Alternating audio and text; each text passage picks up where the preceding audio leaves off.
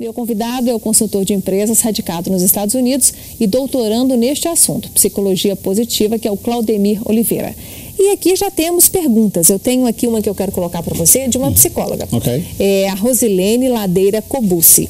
Ela quer saber o seguinte, aliás, ela está primeiro fazendo uma afirmação. Okay. O estudo da felicidade é um tema recorrente desde a antiguidade clássica. É como se fosse algo da vida toda, diz a Rosilene. Portanto, psicologia positiva, tida como um estudo científico, trata-se de modismo ou de tendência? A Rosilene entende de psicologia positiva. Provocativa ela. Provocativa. Na realidade, se fala sobre a felicidade, como ela bem fala, desde a antiguidade. E psicologia positiva, apesar de ser um ramo novo, ele não é considerado um modismo. Aliás, é uma das perguntas que mais me fazem nas palestras. Qual a diferença, por exemplo, psicologia positiva, autoestima, se é um modismo, autoajuda? A diferença responde exatamente à pergunta da Rosilene. Rosilene, que psicologia positiva hoje não é o Claudemir Oliveira que está falando. Isso é científico, é considerada uma ciência hoje devido aos estudos feitos por esses estudiosos da Harvard University e da University of Pennsylvania. Então não é o Claudemir, ninguém tem que duvidar do Claudemir, é científico. Então a psicologia positiva, o que ela está fazendo? Ela simplesmente, por muito tempo se falava sobre felicidade, se falava sobre como ser feliz, mas ninguém estudava o assunto. Ninguém realmente, por isso que os doutorandos, como eu, estamos trabalhando em cima disso. É considerado uma ciência hoje, ou seja, estão fazendo vários estudos e provando que realmente ser positivo vale a pena na vida. Surte efeito. Agora tem uma pergunta de uma colega nossa aqui, Nívia Machado, ela é jornalista também, né? Porque eu falei no bloco anterior, apesar de um currículo muito renomado e muito bem fundamentado na área de psicologia, na análise do comportamento humano, o Claudemir, na sua origem, primeiro se formou em jornalismo, depois mudou aí o ramo, né? Mas olha só, a Nívia quer saber o seguinte, ela traz bem a nossa questão para o universo corporativo. Ela gostaria de saber como que uma empresa pode aplicar na sua equipe a psicologia positiva, sendo que, na realidade, muitas dessas empresas não se importam com o bem-estar dos funcionários. Isso não é contraditório, ela pergunta? E caso a empresa não aplique, como que ela pode trabalhar isso por conta própria, profissionalmente? A psicologia positiva funciona, segundo a Nívia, ela está perguntando aí, em todos os tipos de pacientes ou existem casos em que se deve aplicar a psicologia tradicional? Excelente, são na realidade quase três várias perguntas. Exato, A primeira é sobre as empresas, né, de que realmente, principalmente os departamentos de recursos humanos. Eu, apesar de não ter parado o jornalismo, na verdade, eu escrevo algumas colunas com esse tema. E uma das colunas que eu escrevi há pouco tempo se chamava Recursos Desumanos, onde eu simplesmente falo exatamente o que ela está falando, do descuido das empresas em cuidar dessas pessoas, né? E eu uso exemplos dentro da coluna de como se pode mudar. Então, o exemplo clássico é esse.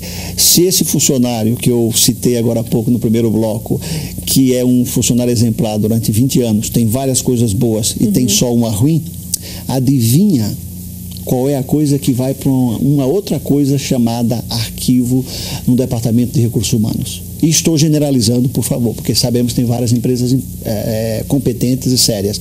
Mas eu posso garantir que 90% está dentro desse perfil. Essa coisa ruim desse funcionário vai para um arquivo e fica lá. Aquela mancha não sai. Não sai. Então, várias empresas que eu dou consultoria, estão colocando como condição básica ao diretor de recursos humanos que nesse departamento, onde tem um arquivo de coisas ruins, que se coloque lá todas as coisas boas dos funcionários. E aí, quando surgir um problema, vamos ver, vamos colocar na balança, vamos pesar. E eu garanto, Inácia, esse é o lado fascinante da psicologia positiva. A questão do feedback, quando eu já entrevistei vários especialistas nessa área de gestão de pessoas, eles colocam o feedback como uma ferramenta maravilhosa nessa gestão de pessoas. E pelo que você está dizendo, o feedback já trabalha esse conceito da psicologia positiva, quer dizer, é valorizar o que tem de melhor. Exato. Não quer dizer ignorar o que precisa ser melhorado. Exato. E olha, você me falou uma coisa maravilhosa, porque ontem eu estava pensando antes da entrevista hoje, e eu lembrei de um caso do porquê que nós precisamos centrar nas fortalezas das pessoas, né? E não nas fragilidades das pessoas. Um exemplo clássico é hoje os dois maiores tenistas do mundo, o Federer e o Rafael Nadal, espanhol, e um suíço. Um é direito, né, destro, e o outro é canhoto. Vocês já viram algum programa, eles estavam tentando melhorar o lado esquerdo, como bater na raquete, ou vice-versa? Não existe. Porque é impossível as pessoas serem perfeitas e tirarem como as crianças, 10 notas boas, sempre vai ter um lado fraco. Então, eles continuam colocando toda a atenção em foco onde eles são bons. Você não vai ver um Federer tentando, deixa eu ver se com a esquerda eu melhoro, ou o Nadal tentando com a direita. Não, o bom dele é aquele que ele vai se concentrar. Então, as empresas, voltando à pergunta, têm essa função de fazer com que esses funcionários se busquem muito mais essas qualidades que os defeitos. Os defeitos, a única exceção é um roubo, algo que diga que tenha respeito com desonestidade. Fora disso, erros todos nós cometemos. Mas a maioria dos funcionários, em geral, se você parar para pensar e colocar no arquivo, eles vão ter mais coisas boas do que ruins. Com certeza, a gente até fala muito disso aqui no programa, né? Você aí que nos acompanha deve se lembrar que eu foco muito isso. Dentro da pergunta da Anivenda, a segunda parte, né? Porque ela fez muitas questões aqui, ela quer saber se a empresa dela não adota a psicologia positiva, se a liderança da empresa dela não tem essa postura, como é que ela sozinha ali, o grupo do eu sozinho, como é que ela pode fazer alguma diferença para ela e também, quem sabe, para os colegas dela? A principal dificuldade é porque é algo novo. Então, como nós comentamos no começo da entrevista, ou seja, as pessoas têm uma certa resistência, porque não é um hábito se falar das coisas boas. O hábito é exatamente o ruim. Para você mudar desse hábito ruim de falar mal das pessoas ou das coisas ruins, você precisa tornar um hábito falando das coisas boas. Isso vai levar um tempo. Essa pessoa corre o risco, por exemplo, a Nívia, se começar a partir de amanhã lá a ter essa postura nova, as pessoas vão chamar ela de falsa? Provavelmente. Tô te entendendo não, Nívia? Provavelmente. Aí ela tem que me ligar e eu ir lá e falar com o pessoal. Falar, não faça isso. Que é uma postura de vida, né? Exatamente. É isso que você propõe aqui nessa nossa entrevista. Postura de vida. E nasce aqui, ó. E daqui você realmente faz o hábito. O grande problema é esse, as pessoas não fazem do que elas pensam um hábito. Elas pensam, falam, mas não fazem. Agora ela termina aqui a pergunta complexa dizendo, colocando para você se a psicologia positiva funciona para todas as pessoas ou se há casos em que é melhor usar a psicologia tradicional.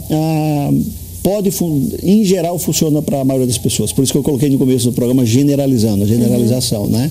A psicologia positiva, por exemplo, ela não critica nenhum outro tipo de psicoterapia ou psicologia. Ela simplesmente oferece um novo campo.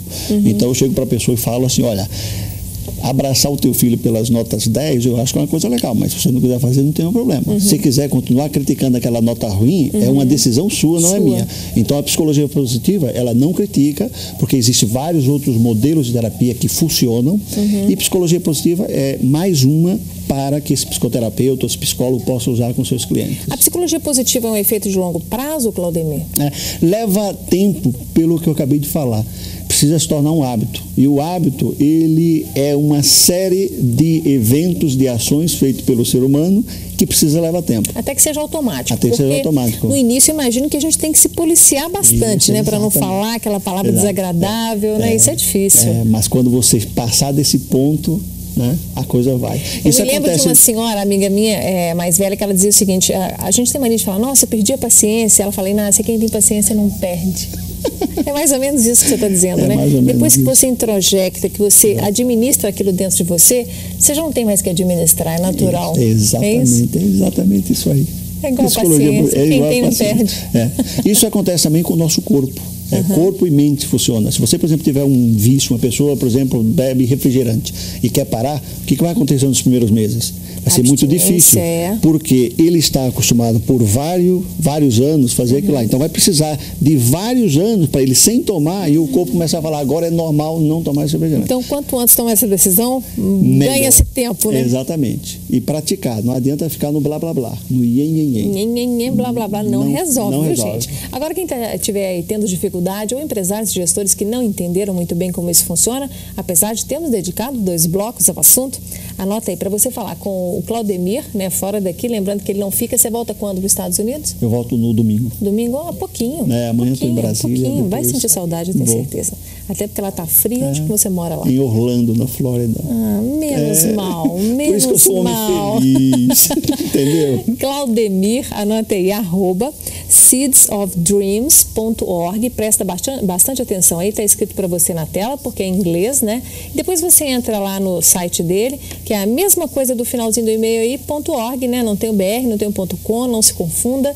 Se você não teve tempo de anotar, achou complicado escrever em inglês, manda um e-mail para nós, acessando o portal pessoasdenegócios.com.br, clica lá no link contato que eu mando para você tudo direitinho, você não precisa se preocupar.